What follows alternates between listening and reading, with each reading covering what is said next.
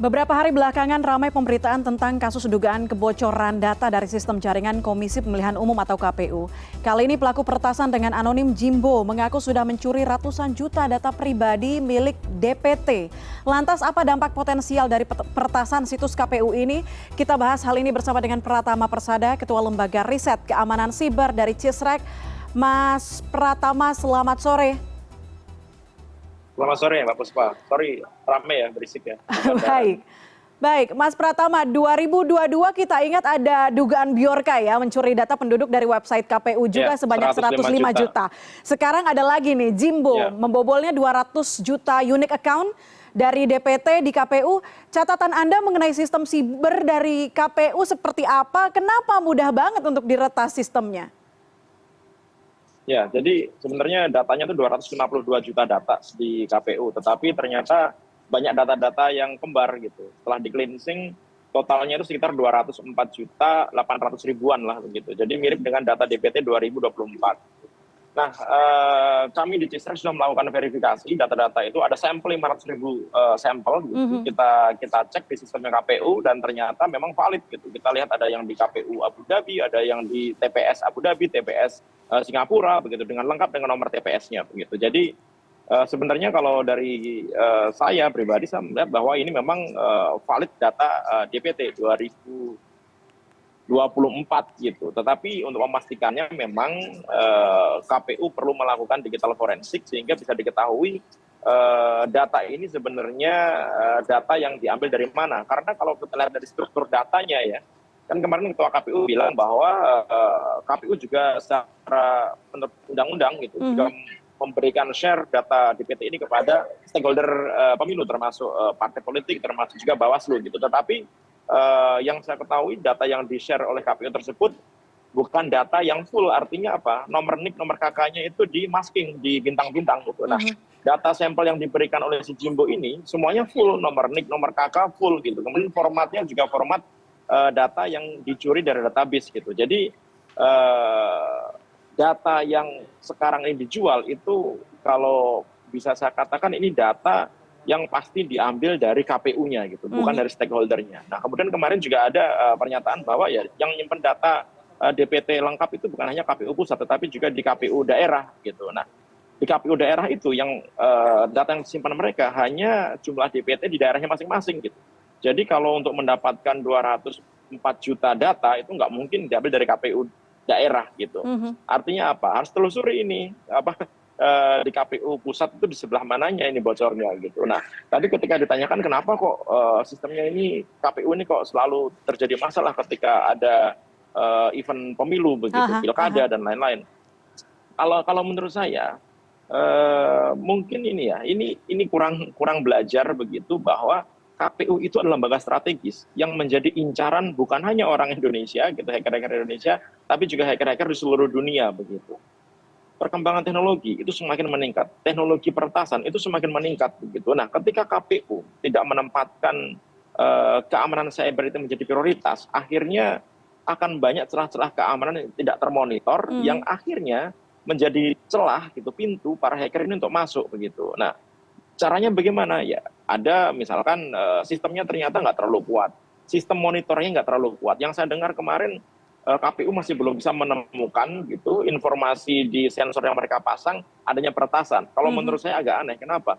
Data sebesar ini pasti ada anomalinya. Kalau KPU punya sistem yang benar, pasti ada termonitor itu data anomali traffic yang begitu banyaknya keluar. Ini nggak main-main loh, 252 juta data plus data-data yang lain begitu ya. Jadi sistemnya mungkin agak bermasalah untuk monitornya. Yang kedua adalah karena KPU punya banyak aplikasi gitu, saya nggak tahu apakah KPU melakukan assessment terhadap aplikasi-aplikasi tersebut, karena semakin banyak code yang dibuat akan semakin banyak celah keamanan di sana. Nah, kalau aplikasinya tidak di assessment, misalkan silognya atau situngnya atau sirekapnya gitu, itu kalau tidak dicek dengan benar gitu, jangan-jangan ada celah keamanan di sana. Kemudian orang-orangnya, hacker itu pintu masuknya tidak hanya sistem, dia juga bisa menyasar orang dengan social engineering menggunakan phishing.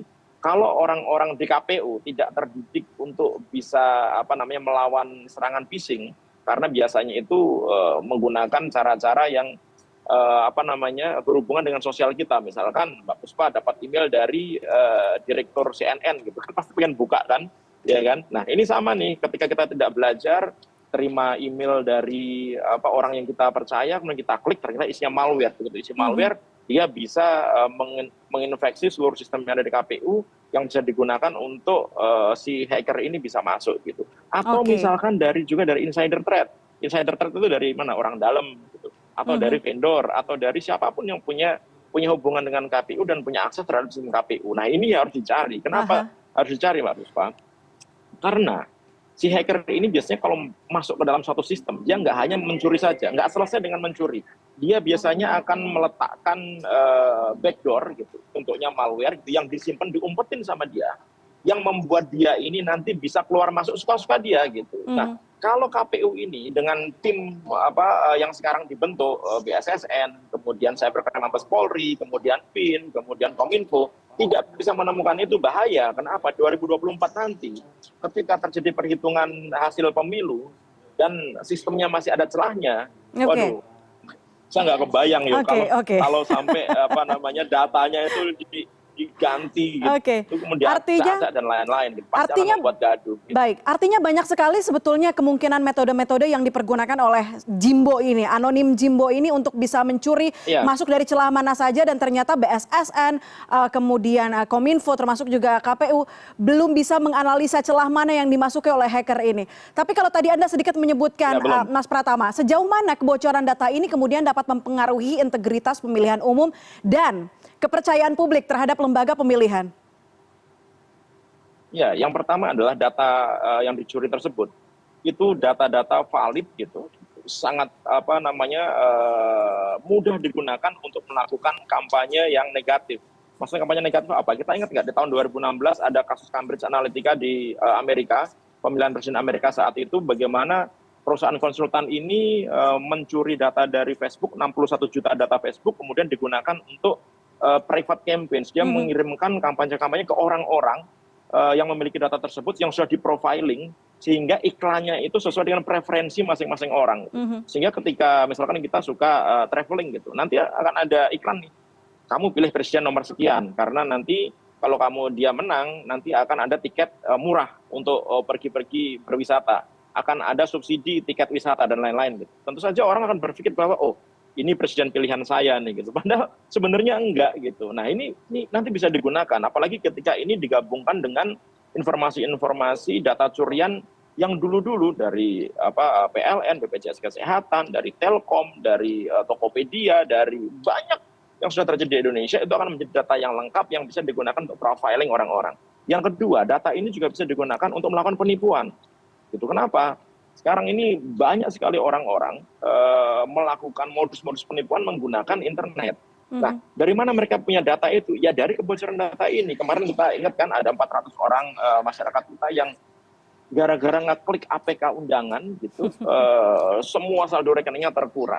Semua isi dompet digitalnya terkuras. Gitu. Dari mana kok si penjahat itu punya data ke target ini? Ya dari kebocoran data ini. Oleh karena itu saya setuju dengan Pak Haris gitu, bahwa penyelenggara sistem elektronik yang jelas-jelas kedapatan sistemnya mengalami kebocoran data harus diproses gitu dengan sanksi yang tegas gitu. Nah, kita punya undang-undang PDP sebenarnya, undang-undang nomor 27 tahun 2022 begitu. Tapi sampai sekarang juga belum diaktifkan karena akan menunggu nanti 2 tahunnya di 2024, Oktober 2024. Padahal amanat undang-undang ini menyebutkan undang-undang ini berlaku sejak tanggal diundangkan gitu. Nah ini saya juga nggak tahu pemerintah Kominfo ini kenapa kok masih belum mengaktifkan undang-undang ini. Gitu. Oke, tapi Mas Pratama, kalau di pasarnya seberapa menggiurkan sebetulnya data-data profil masyarakat Indonesia yang mungkin sudah terjual begitu, 1,2 miliar rupiah yang dijual oleh akun anonim Jimbo ini? Mbak, ini data yang valuasinya itu sangat mahal sekali. 1,2 miliar itu murah loh. Kalau misalkan kita iseng gitu ya, kita beli nih 1,2 miliar gitu. Kemudian kita jual eceran nih, data-datanya itu ke misalkan calon bupati atau wali kota gitu, 500 aja. 500 orang aja mau beli, masing-masing kita jual 10 juta, udah 5 miliar kita dapatnya. Dan pasti mereka mau beli gitu. Kenapa?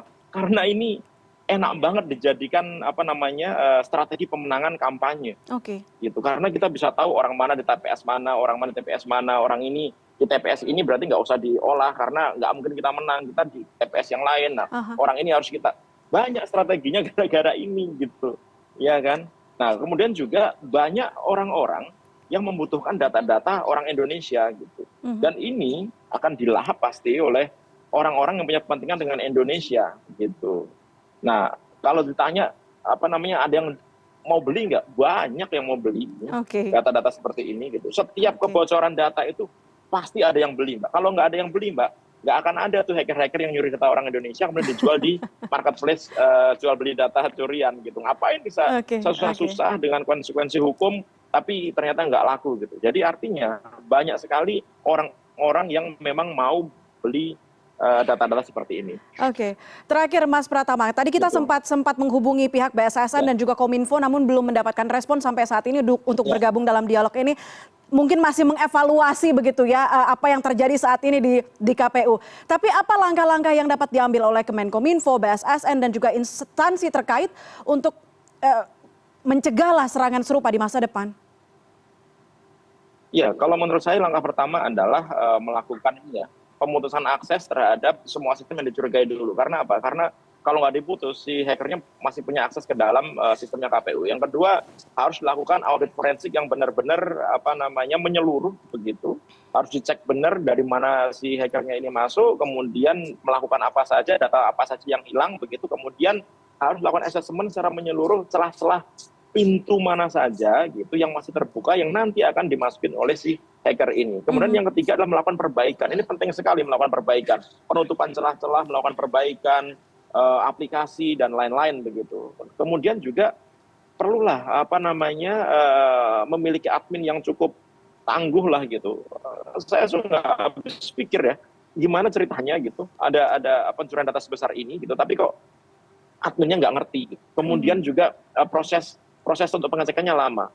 Amanat undang-undang, tadi Pak Menkominfo udah bilang, amanat undang-undang 3 kali 24 jam, itu wajib hukumnya memberikan laporan kepada masyarakat gitu, yang data pribadinya itu bocor. Dan ada 500.000 data pribadi, sampel gitu, yang sudah diberikan kepada kita untuk dicek gitu. Apakah hanya 500.000 sampel? Ya enggak lah. Nggak mungkin hanya 500.000 sampel. Hacker kalau udah berhasil masuk ke dalam satu sistem, nggak mungkin dia ngambilnya separuh-separuh gitu. Pasti diambil semuanya nih data. Makanya si Jimbo ini bisa tahu dia jumlahnya 252 juta data gitu. Yang di-cleansing jadi 204 juta data. Kenapa kok dia ngasih 500.000 data gitu? Karena untuk meyakinkan pembelinya bahwa ini data-data yang sah, data-data yang valid gitu. Iya gitu. Oleh karena itu Kominfo juga maksudnya KPU harus bertanggung jawab kepada masyarakat yang datanya bocor gitu. Saya pikir nggak perlu malu ya, kalau memang terjadi kebocoran minta maaf aja, orang hukumnya juga masih belum ada gitu. Yang penting akui bahwa memang ini ada insiden begitu, kemudian segera lakukan langkah-langkah mitigasi, perkuat KPU. Kan kita semua pengen KPU ini kuat supaya nanti ketika terjadi peristiwa pemilu 2024, KPU ini bisa terjamin integritasnya, nggak ada yang ngotak-ngatik, nggak ada yang rubah, nggak ada yang rekayasa, nggak ada yang modifikasi. Kan kita mau masalah siapapun yang menang kan terserah gitu. Semuanya juga anak bangsa kita gitu, ya kan nggak ada harusnya masalah. bisa memperbaiki citra, memperbaiki kepercayaan publik lagi kepada KPU ya. Itu yang penting. Jangan sampai nanti publik merasa bahwa KPU ini nanti hasilnya rekayasa dan lain-lain. Nah, oleh karena itu harus dibuktikan sekarang gitu. Baik. Informasi ke masyarakat harus benar. Kita tunggu permintaan maafnya mungkin yang sepertinya agak mustahil begitu ya, pemerintah agak gengsi kalau minta maaf. Tapi kita lihat ini sudah 3 kali 24 jam, kita tahu hari pertama itu sejak pertama kampanye 28 November sampai sekarang juga masih belum bisa dievaluasi, belum bisa dipecahkan solusinya. Kita lihat nanti bagaimana kerja dari Kominfo, BSSN dan juga KPU mengenai kebocoran data ini. Mas Pratama Persada, Ketua Lembaga Riset Keamanan Siber dari CISREC, terima kasih banyak sudah bergabung bersama kami di CNN Indonesia Connected. Terima kasih.